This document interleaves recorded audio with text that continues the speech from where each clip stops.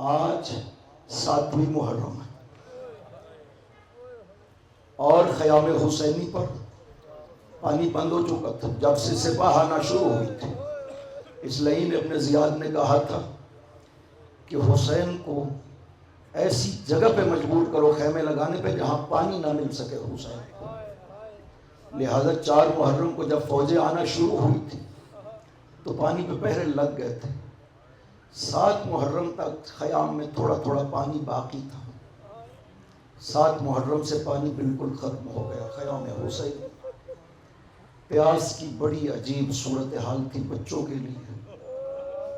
9ویں محرم کی رات be be Sakina کہتی ہے کہ مجھے پیاس نے اتنی تکلیف دی کہ میں پھوپھی اماں کے خیمے میں گئی کہ پھوپھی اماں سے عرض کرو پھوپھی اماں کسی کو بھیجے اصحاب کے خیمے میں ایک گھونٹ پانی مل جائے۔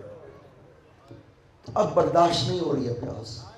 سکینہ کہتی ہے میں جب گئی نا اپنی پھوپھی کے خیمہ میں تو میں نے عجیب منظر دیکھا۔ پھوپھی اماں نے علی اصغر کو اٹھایا ہوا ہے، کبھی اٹھتی ہے کبھی بیٹھتی ہے۔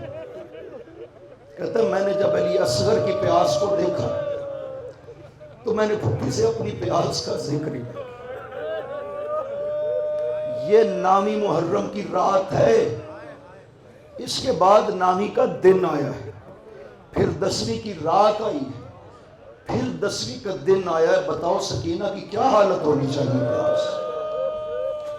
جو سکینہ کہہ رہی ہے کہ میں 9ویں کی رات کو پیاس کو برداشت نہیں کر پا رہی تھی، پھوپھی اماں سے عرض کرنا چاہتی تھی کہ کسی کو بھیجے اصحاب کے خیمے میں ذرہ برابر پانی مل جائے۔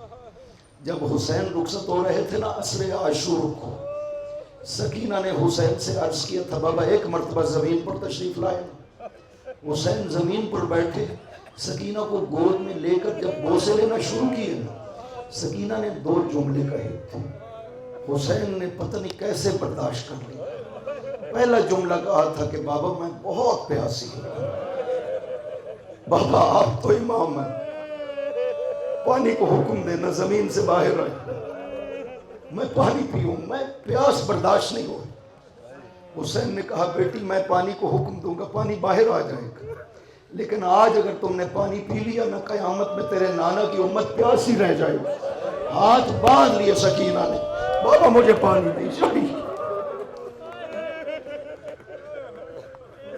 اور جو سکینہ اتنی پیاسی تھی، جب حسین کا گھوڑا واپس آیا سکینہ نے اپنی پیاس کی بات نہیں کی، گھوڑے کے گلے میں بازو ڈال کر گھوڑے سے ایک ہی سوال کیا تھا، اور میرے بابا کے گھوڑے مجھے بتاؤ میرے بابا کو پیاسا مارا گیا یا پانی پلایا گیا؟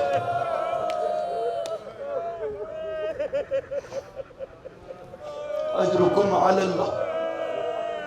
حسین پہ وہ وقت آ گیا کہ عزیز اب شہید ہو رہے ہیں، عزیز میدان کو جا رہے ہیں، علی اکبر جا چکے، کچھ اور بچے بھی جا چکے، ابن عقیل کی اولاد۔ ایک مرتبہ قاسم کو ماں بار بار کہہ رہی ہے جاؤ نا بیٹا آپ بھی اپنے چچا پہ قربان ہو جاؤ۔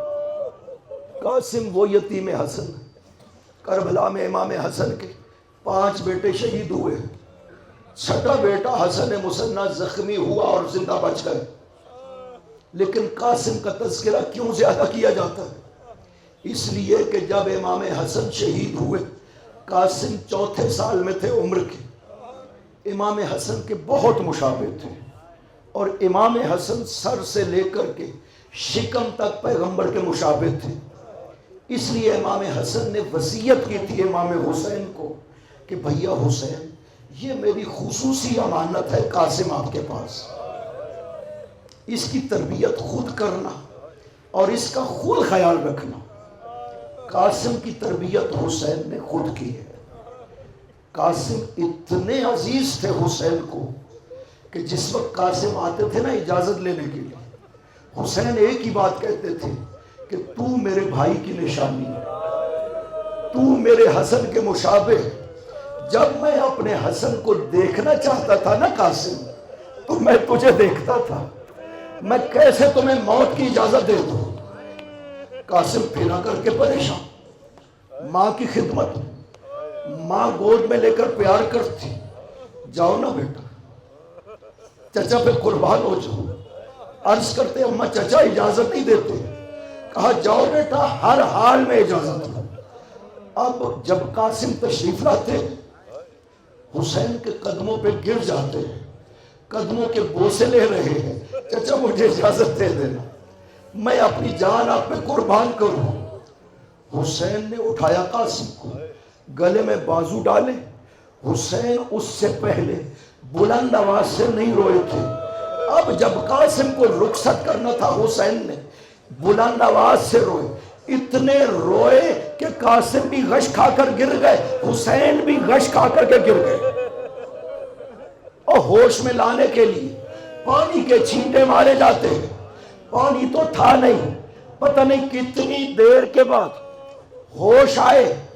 قاسم کو کہا جاؤ بیٹا خیام میں رخصت ہو کر کے. قاسم تشریف لے گئے. ماں کو عرض کیا ماں چچا نے اجازت دے دی ہے. ماں نے امام حسن کی ابا نکالی، لباس حسن پہنایا. لے کر کے جب قاسم باہر آئے، امام حسین نے عجیب انداز میں قاسم کو تیار کیا. فشکا ضیاق القاسم، حسین نے دامن قاسم کو آگے سے چاک کیا اور قمیض کو اس طرح پہنایا جیسے کفن پہنایا جاتا ہے، اور امامہ کے دو حصے کر دیے. ایک حصہ سر پہ باندھا اور دوسرا حصہ نیچے سے چہرے پہ ایسے باندھ دیا جیسے میت کو کفن دیا جاتا ہے. یہ واحد شہید ہے جسے حسین نے کفن پہنا کر کے بھیجا ہے. کس لیے؟ لوگوں کو بتانا چاہتے ہیں کہ دیکھو حسین کسی کو کفن نہیں دے سکے گا، لیکن اپنے بھائی کے نشانی کو حسین کفن پہنا کے بھیج رہا ہے. اجرکم علی اللہ. قاسم کو اس طرح تیار کیا. یہ واحد شہید ہے بچوں میں سے کہ جس کا اس عمر میں کوئی زرہ نہیں تھی. جب قاسم جنگ کے لیے جا رہے تھے کوئی زرہ نہیں پہنی ہوئی تھی قاسم نے. عباس گئے زرہ پہنی ہوئی تھی، اکبر گئے جنگ کے لیے زرہ پہنی ہوئی تھی. بڑے شہیدوں نے جو بھی گیا ہے جنگ پر زرہ پہنی ہوئی تھی، لیکن قاسم نے زرہ نہیں پہنی ہوئی تھی. حمید ابن مسلم کہتا ہے جب قاسم خیموں سے برآمد ہوئے نا کأنہ فلقۃ قمر، جیسے چاند کا ٹکڑا ہے.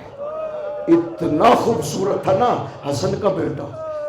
مخالف سپاہی کہہ رہا ہے کأنہ فلقۃ قمر، جیسے چاند کا ٹکڑا ہے. قاسم نے آ کر کے رجز پڑھنا شروع کیا کہ اگر تم نہیں جانتے ہو مجھے تو میں بتاتا ہوں میں حسن کا بیٹا ہوں. حسن جو سبط النبی المجتبی والمعتمد، کہ جو نبی کا نواسا ہے، میں اسی حسن کا بیٹا ہوں. اور قاسم نے ایسی جنگ کی کہ لوگوں کو شجاعت حسن یاد آ گئی. ایک مرتبہ جنگ کرتے ہوئے بہت سے لائنوں کو فنار کیا.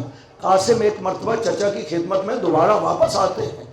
جب مولا حسین نے دیکھا تو ارشاد فرمایا جاؤ بیٹا ماں کو بھی ایک مرتبہ سلام کر رہا ہوں.